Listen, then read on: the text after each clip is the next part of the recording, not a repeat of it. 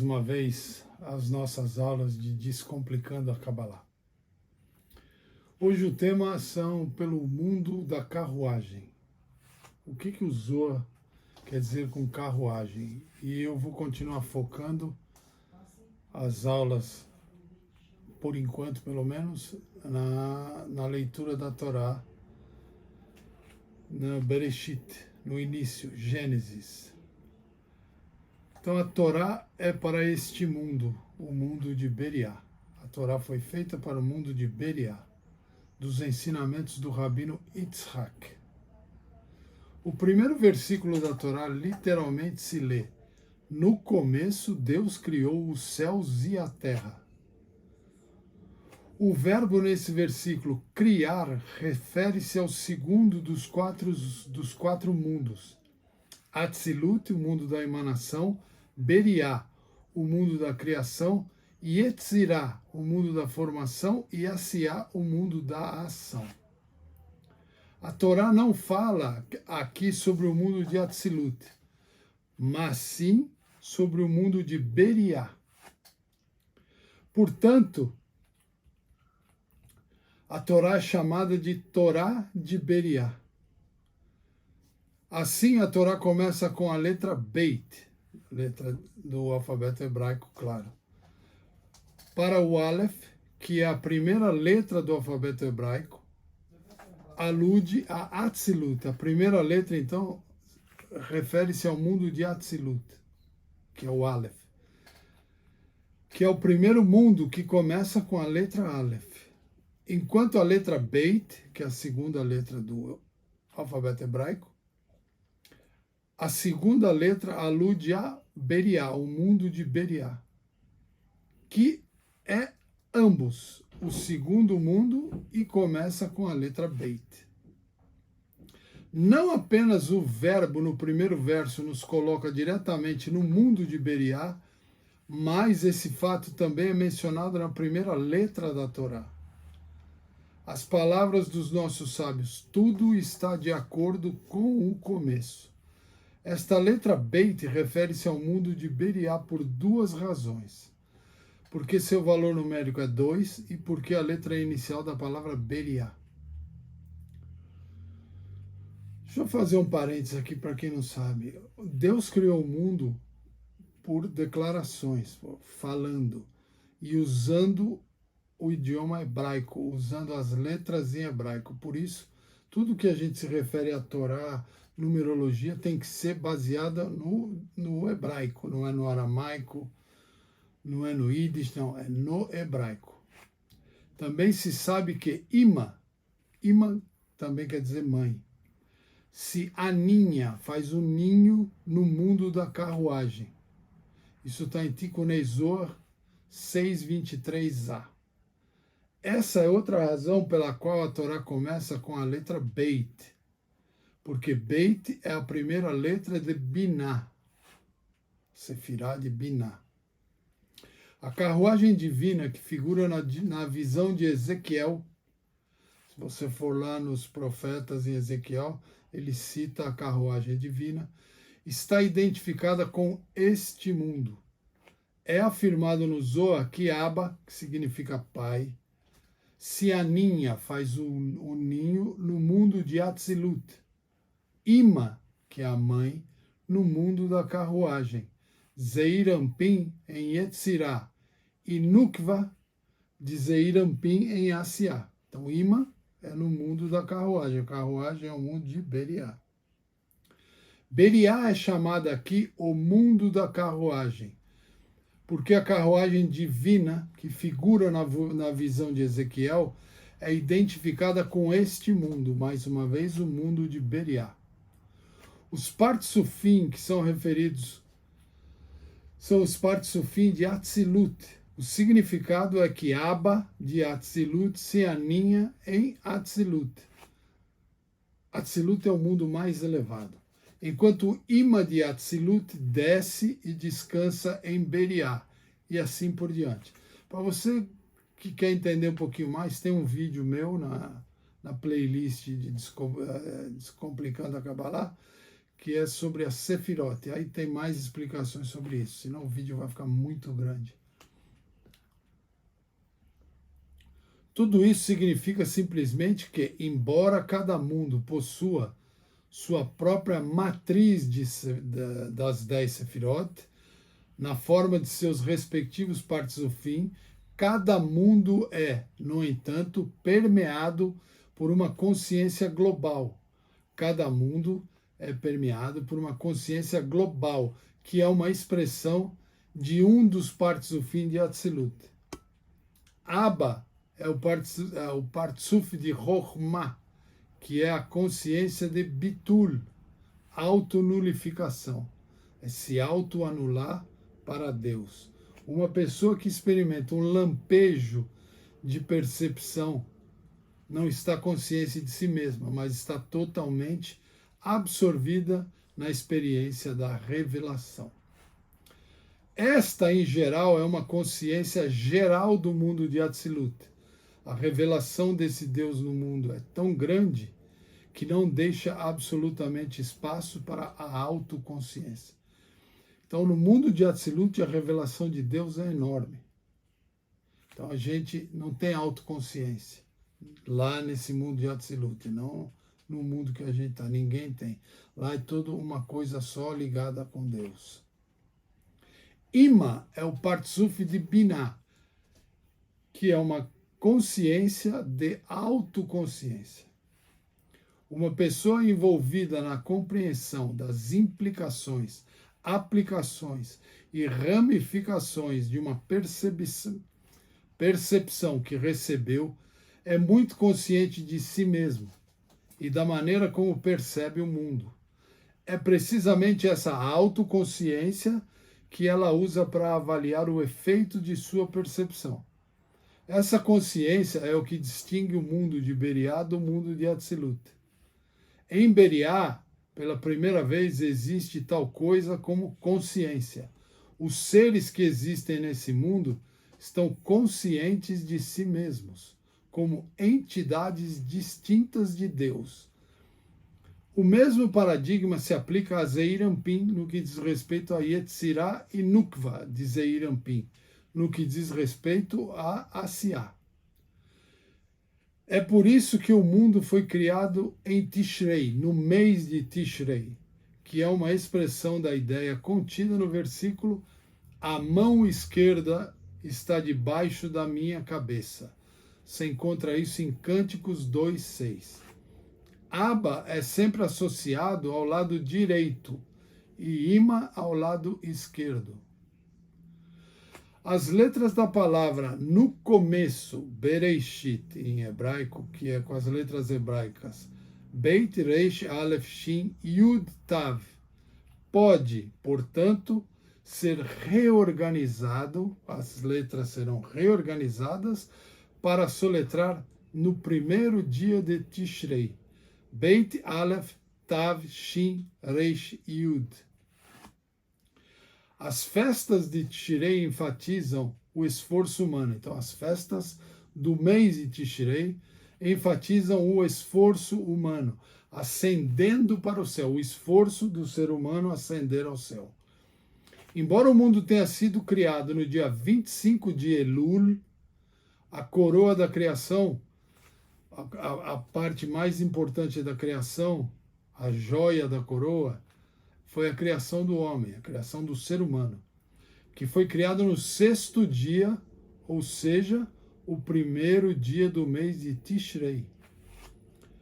Todo o processo criativo de 6 dias pode, portanto, ser visto como uma preparação para o que aconteceu no dia 1º de Tishrei.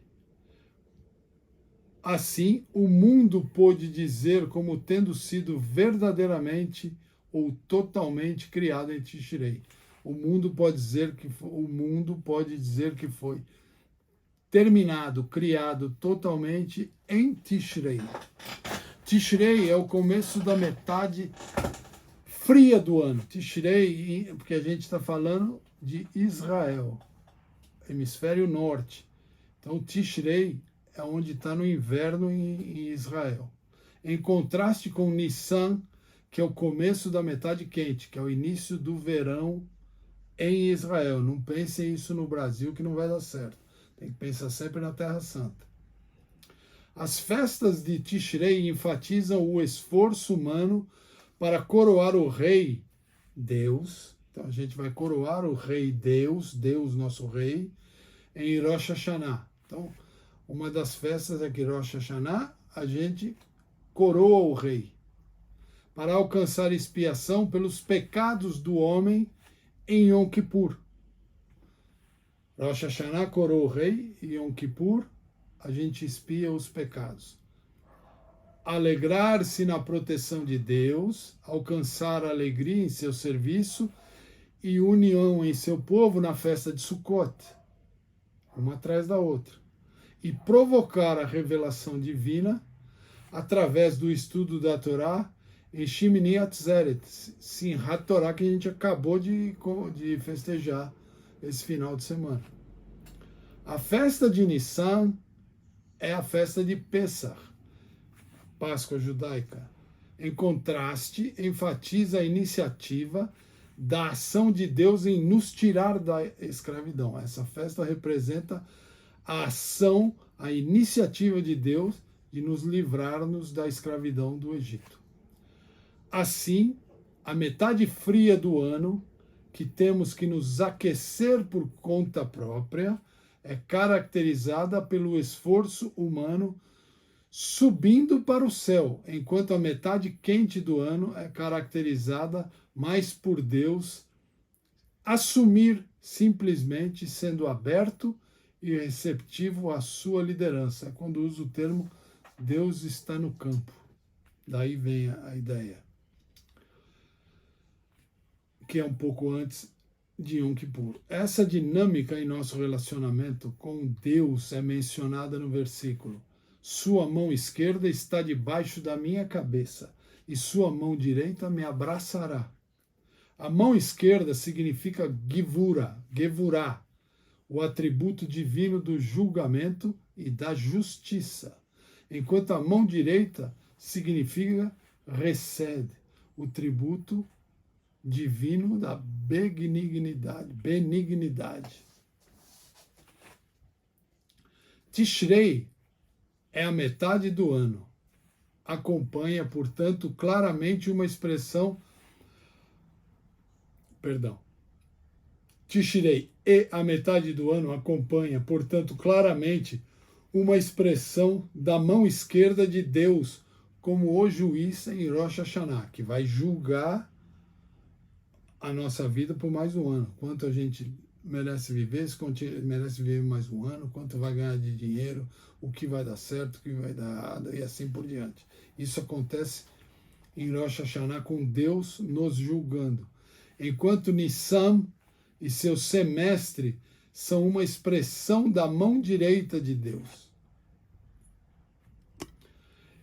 É também por isso que em todo o relato da criação o nome Elohim é mencionado 32 vezes.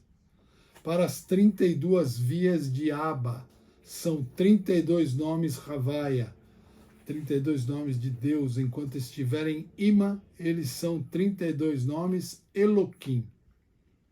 O Sefer Yetzirah 1.1, ou o livro Yetzirah 1.1, afirma que existem 32 caminhos de Chokhmah. A compreensão mais simples dessas vias é que elas são as 10 Sefirot e as 22 letras do alfabeto hebraico. Por isso que essas coisas só funcionam com letra hebraica, com palavras hebraicas. Ou seja, ideias e seus meios de expressão. Os dois nomes principais de Deus, Havaya e Elohim, estão associados a Chokhmah e Binah, respectivamente. Havaya é Chokhmah, Elohim é Binah.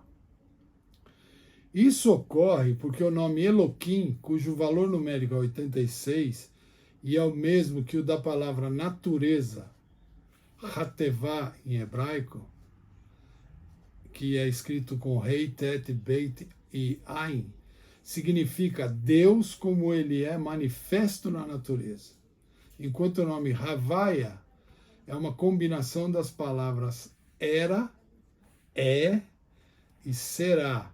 Significa Deus como ele transcende a natureza, ou seja, as limitações de tempo e espaço. Ou seja, Deus, ele ultrapassa, ele transcende o tempo e o espaço. Semelhante ao que dissemos acima, a experiência de Chokhmah é de natureza transcendente, na qual o indivíduo é temporariamente abstraído do contexto da sua própria autoconsciência, enquanto a experiência de Binah é muito mais natural, no qual o indivíduo está firmemente posicionado no contexto dos limites de seu próprio intelecto. Assim, quando a revelação de Abba entra em Ima, não é mais representado pelo nome Havaya, mas pelo nome Elohim. A palavra começando, no entanto, refere-se a Chokhmah, como no versículo, o começo da sabedoria. Você vai achar isso em Salmo 111:10 e Provérbios 4:7. Esta frase, Reishit Chokhmah, pode ser poeticamente entendida como o começo é sabedoria. Além disso, desde que Chokhmah é a primeira sefirá consciente, em oposição a Keter, que é sub ou superconsciente, pode ser justamente chamada de o começo do processo sefirótico. E, portanto, qualquer processo, é o início de qualquer processo. Assim, embora o primeiro verso da Torá pareça girar principalmente em torno de Beriá e Ima, também contém uma alusão a Chokhmah e assim para Atzilut. Essa dupla alusão a Chokhmah e Binah pode ser vista no Beit, na letra Beit, a primeira letra de Bereshit no começo. O Dagesh é um pontinho, que vai dar o artigo, se é, dependendo da posição que ele está, se é O ou não é O, ou é A. O Dagesh na letra Beit, a letra Beit, depois vocês dão uma olhada, dá uma busca aí para quem não conhece, ela é assim, é como uma casinha, então, mas aí é um Vei. Se você põe um Dagesh, um ponto no meio, ele vira B, ele vira Beit. O Dagesh, esse ponto dentro da letra, alude ao ponto em seu palácio. Então, o Vei é o palácio e o Dagesh faz ele virar o Beit. Ou seja, o estado em que Abba e Ima são iguais e juntos. A percepção de Chokhmah desaparecerá e será esquecida a menos que integrada às estruturas mentais do indivíduo. O Dagesh, que é o ponto dentro da letra Beit, alude a Chokhmah, o ponto ou gota de conhecimento cercado e abrangido pela letra com 3 traços, ou seja, tridimensional. Beit aludindo a Binah. Como mencionamos anteriormente, Chokhmah e Binah têm um relacionamento simbiótico. A percepção de Chokhmah, se não for processada por Binah, desaparecerá e será esquecida, pois não foi integrada às estruturas mentais do indivíduo. Por outro lado, se Binah deixa de buscar sua análise sem controle, é provável que se afaste da ideia do conhecimento inicial e chegue a conclusões espúrias. Deve, portanto, ser revisado pelo menos periodicamente e comparado com o conhecimento original. A condição ideal, portanto, é para Chokhmah e Binah estarem constantemente em um estado de união. Chokhmah e Binah têm que estar sempre unidas e juntas. Isto é, fertilização cruzada mútua.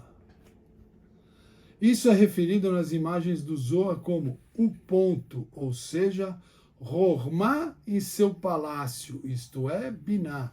Hormá dentro de Biná. Isso faz alusão também a homem e mulher, macho e fêmea. Portanto, a Escritura usa o verbo criado aludindo a Beriá e o nome Eloquim, que se refere a Ima. Além disso, o valor numérico do nome Eloquim, vou soletrar em hebraico, Aleph, Lamed, Rei, Yud, Men, que dá 86, é o mesmo que o da palavra trono, Haksei, Rei, Kaf, Samer, Aleph, para Ima se aninhar, fazer o seu ninho no mundo do trono, como acima.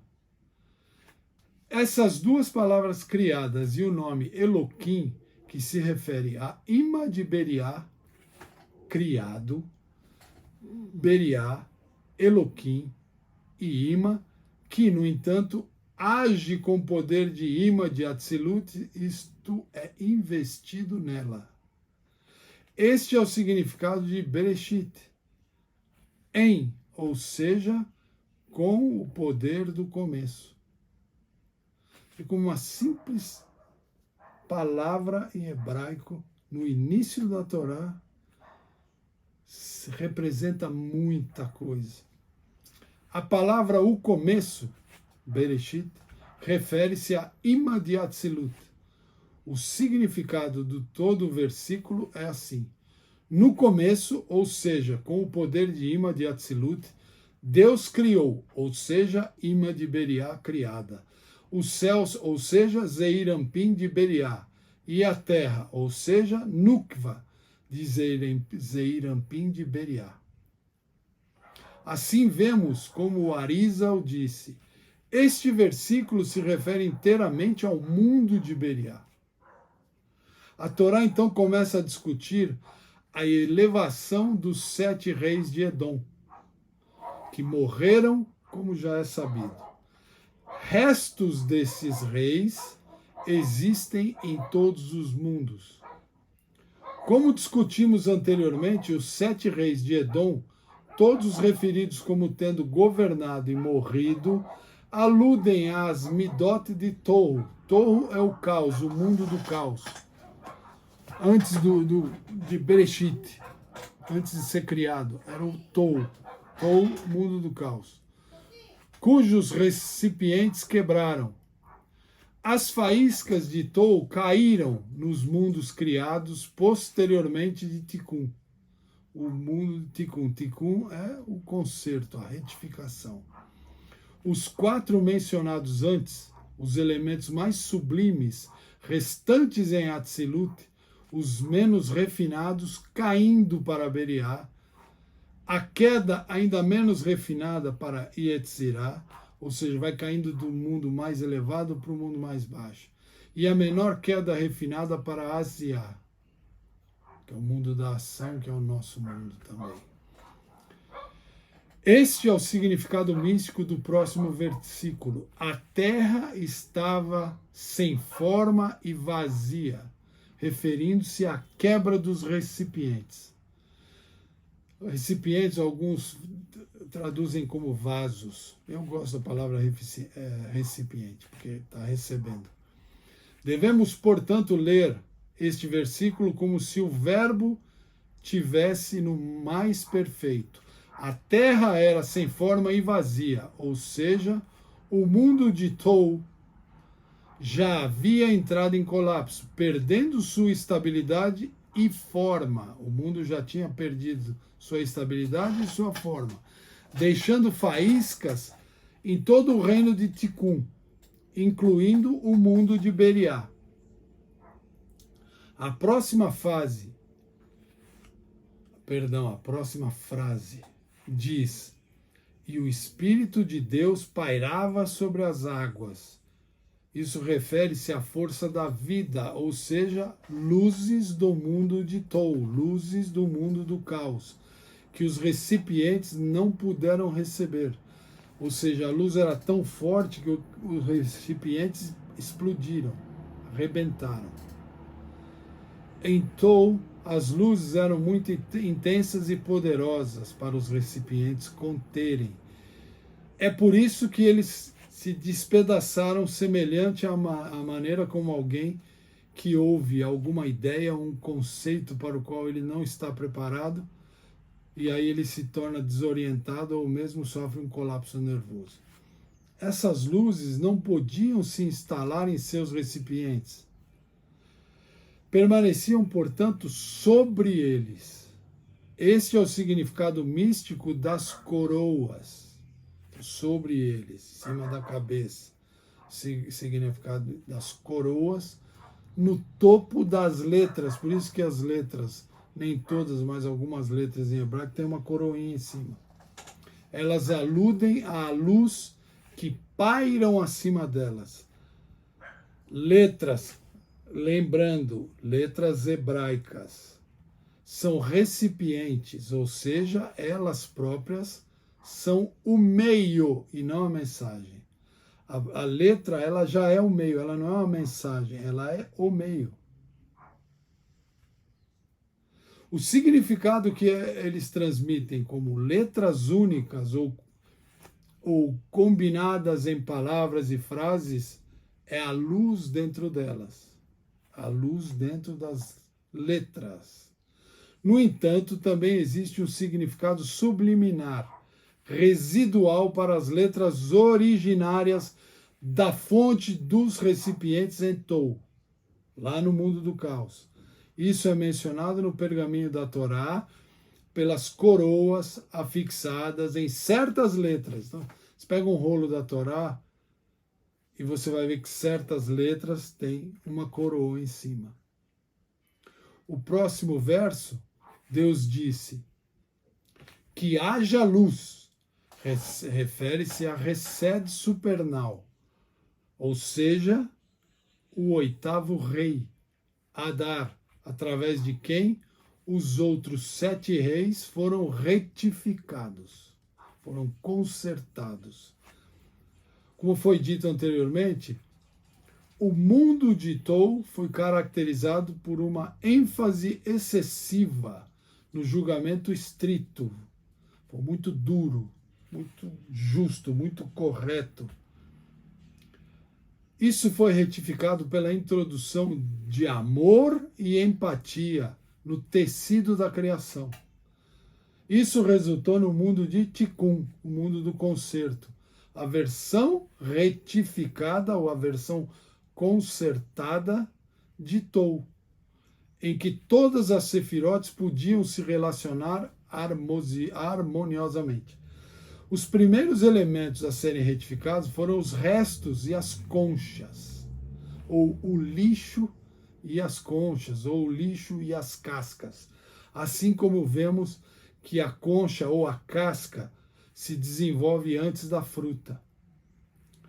Um recipiente sem luz é uma concha vazia ou uma casca vazia.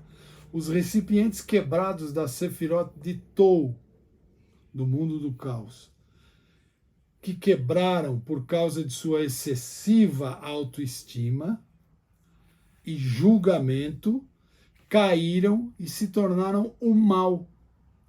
Quando se quebraram com tanta autoestima e julgamento, caíram e se tornaram o mal incorporado nos mundos de Tikkun, ou seja, o mal incorporou no mundo da retificação, no mundo do conserto. Esses elementos não eram maus no sentido de serem sinistros. Eles simplesmente expressaram a não consciência e autoestima de Deus. Eles não tinham mais a não consciência e autoestima de Deus. Ou seja, não tinham consciência de Deus, nem a autoestima de Deus. Como tal, eles se tornaram um elemento absolutamente necessário e crucial na criação dos mundos subsequentes. Então eles foram fundamentais, instrumentais e cruciais na criação dos mundos subsequentes. Pois, para que houvesse livre escolha, isso é muito importante, sempre a gente frisa isso, tem que haver um elemento de mal. Se não tem o mal, você não tem o lado que escolher. Se tem o bem, você vai ficar tranquilo.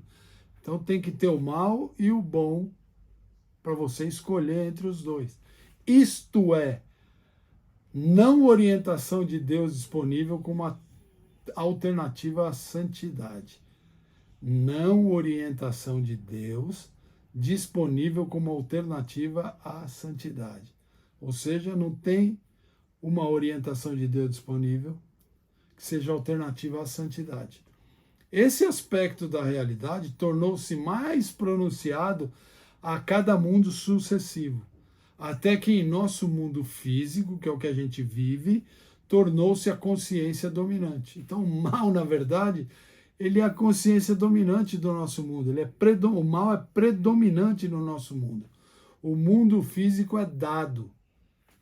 Deus deve ser provado. Tem que provar a Deus.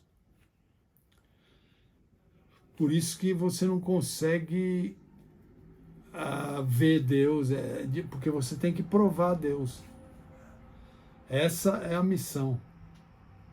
Nesse sentido, o mal derivado das conchas, ou lixo, ou das cascas e do lixo, do mundo de Tou, cascas, conchas ou lixo do mundo de Tou, o mundo do caos, é análogo à casca de uma noz ou casca de uma fruta que se desenvolve na árvore antes da fruta.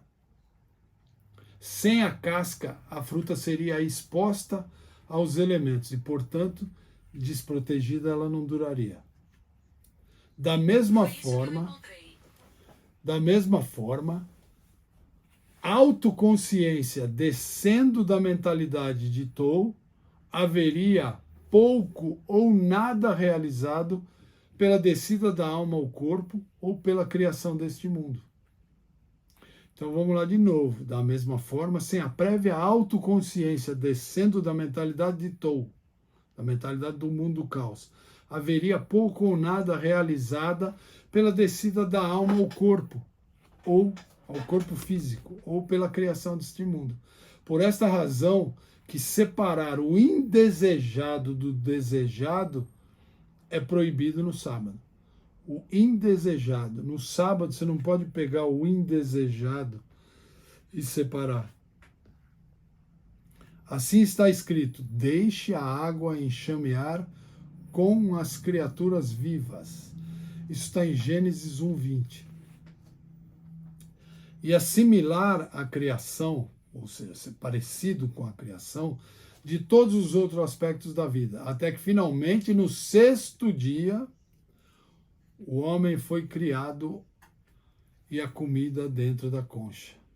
Então, o homem foi o último, ele foi a comida dentro da concha. O homem é a comida dentro da concha. O homem é a última, o ser humano é a última criação. Deus criou a concha, depois a comida lá dentro, que é Adão, que é o ser humano. A criação dos sistemas físicos e biológicos da Terra serve como um pano de fundo para a criação do homem. Tudo foi criado por causa da gente, por causa do ser humano, por causa do homem. O propósito de tudo, e através de quem todos esses outros elementos encontram significado. É por esse motivo que se separa os indesejados dos desejados. Literalmente, separar o lixo do alimento. É proibido no sábado, pois assim que o refinamento do mundo no processo da criação ocorreu. Então, foi um trabalho. No sábado a gente não pode performar trabalho. O trabalho foi separar o lixo do alimento, tirar o desejado, o indesejado do desejado. Então faz parte do processo da criação. Então no Shabat você não pode executar nenhum processo de criação, nenhum trabalho. São 39 proibições e suas variáveis. Uma das 39 formas de trabalho proibidas no Shabat é separar, borer, que também significa refinar, no sentido de separar e remover aspectos indesejáveis de alguma coisa, desejando o purificado de sua escória ou palha. Então isso é um trabalho, você separa a palha do trigo, não é? Você tira a palha e deixa o trigo. Somos ensinados que a proibição consiste apenas em separar os indesejados dos desejados, não os desejados dos indesejados. Eu vou explicar mais fácil. Por exemplo, se você tem uma tigela de fruta à sua frente, contendo maçãs boas e maçãs podres. Não podemos, no sábado, separar as maçãs podres. Então você vai lá e pega as podres e deixa as boas. No sábado, no Shabat, não pode ser proibido. Isso é um trabalho de criação. Em vez disso, devemos selecionar as boas que poderemos colocar em outra. Você vai lá e pega as boas, aí pode. E aí você deixa a tigela de podre. Aí você não executou um trabalho. Isso ocorre porque separar o ruim do bom é um tipo de trabalho de dia de semana. Ou um dos tipos de trabalho que caracterizou os 6 dias da criação. Então a gente tem que descansar dos trabalhos executados, porque no 7º dia Deus descansou. Então, todo tipo de trabalho executado nos 6 dias da criação é proibido. Como vemos aqui, como os mundos foram criados um após o outro, o mais grosseiro refúgio do mundo de Tou foi separado de toda a massa de faísca. Então, primeira vez, vai lá no mundo de Tou, todo o refúgio, todo o lixo foi separado, tirou o lixo de toda a massa de faísca. Podíamos imaginar o mundo como uma tigela de frutas espiritual, ou frutas espirituais, da qual Deus remove todas, exceto as melhores maçãs, colocando as podres em outra tigela. Então Deus está trabalhando, Ele está tirando o ruim e deixando o bom. Então isso é um trabalho. A tigela de frutas perfeitas torna-se o mundo de Atzilut. Então, tirou o ruim, ficou a boa, o suprassumo, o melhor do melhor, aí ficou o mundo de Atzilut. Na segunda tigela agora contém apenas maçãs de grau B, C e D. Deus vai lá, remove as maçãs de grau C e D dessa tigela que tinha B, C e D. Então se torna o mundo de Beriá. Ele deixou só as maçãs tipo B. Então no mundo de Atzilut, as maçãs tipo A. Mundo de Beriá, as maçãs tipo B. E coloca-os numa terceira tigela. A terceira tigela contém apenas maçã de grau C e D. Deus remove as maçãs de grau D. Ele tira as maçãs de grau D, que são as piores, deixando uma tigela de maçãs de grau C, que se torna o mundo de Etzirá. A tigela na qual as maçãs de grau D foram colocadas é o mundo de Atziá, o mundo mais baixo. Da mesma forma, nos 6 dias da criação deste mundo, Deus criou primeiro os tipos inferiores de criaturas, o mundo mineral. Então você começa a voltar lá em Bereshit, Gênesis, no início. Deus começou criando, fez luz, separou a água da terra e foi que ele criou primeiro da terra, os primeiros tipos inferiores de criatura no mundo mineral. Primeira criação de Deus, criaturas inferiores no mundo mineral. Para fazer isso, ele teve que separar os elementos mais baixos e grosseiros da sopa da criação. Vamos entender isso como a sopa da criação. A sopa da criação do mundo, com a qual ele teve que trabalhar desde o primeiro dia. A sopa da criação que sobrou foi assim purificada de todos os elementos grosseiros, que apenas o reino mineral poderia ser criado a partir deles. Em seguida, Deus separou os elementos mais grosseiros, remanescentes da sopa da criação, o que resultou na criação do reino vegetal. A sopa da criação foi assim purificada desses elementos tão grosseiros que apenas a vida vegetativa poderia ser criada a partir deles. Em seguida, Deus separou os elementos animal e, finalmente, a parte mais escolhida foi o ser humano. Por último, ele foi purificando o ser humano. Uma outra cadeia que pode chamar de cadeia alimentícia é o mineral, para evoluir, ele tem que virar vegetal. O vegetal se alimenta do mineral. O animal se alimenta do vegetal. E o ser humano se alimenta do animal, do vegetal e do mineral. Observe que em ambos os casos o mal está sendo separado do bem. A progressão da criação no reino cósmico está descendo. Então, vou repetir. Presta atenção. Observe em ambos os casos, o mal está sendo separado do bem. Então, o mal está sendo separado do bem. A progressão da criação no reino cósmico está descendo. Então, do melhor para o pior. Enquanto o nível terrestre está subindo, do pior para o melhor. Separar o desejado do indesejado, no entanto, é permitido mesmo no sábado. Então, no sábado, você pode separar o desejado, o que é bom. Você tira e pode, e larga o que não é bom lá. Já que não é assim que o mundo foi criado. Porque o mundo não foi criado assim, o mundo não foi separado. Pega o melhor e... Pega o melhor, não. Deus foi tirando o indesejado e foi sobrando o desejado.